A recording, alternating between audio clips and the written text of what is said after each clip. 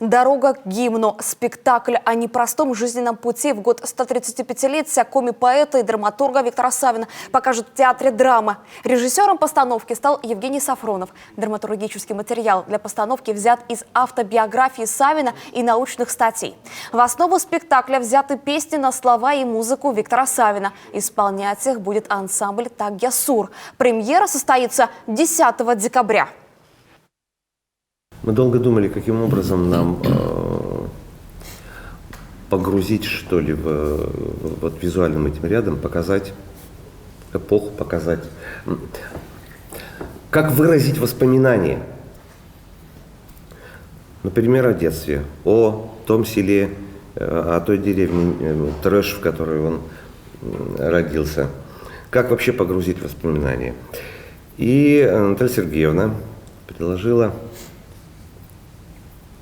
сделать анимацию. Наверное, это так правильно сказать.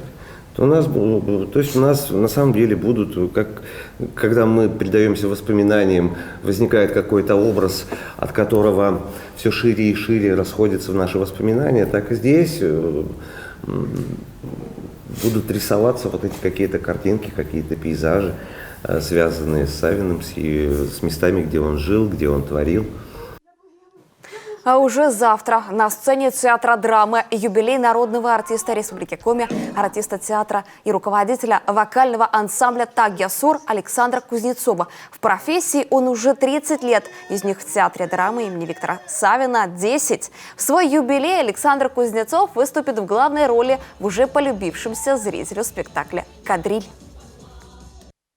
Этот спектакль у нас идет в малом зале, но мы решили сделать его, не знаю, может быть, он один раз выйдет, но на большой сцене. Может, переедет на большую сцену, потому что желающих очень много посмотреть этот спектакль. Анонсировал театр и новогоднюю программу. 22 декабря состоится елка главы Республики Коми. Ее главным событием станет показ спектакля по щучьему велению в постановке режиссера Евгения Сафронова. В афише театра этот спектакль уже был.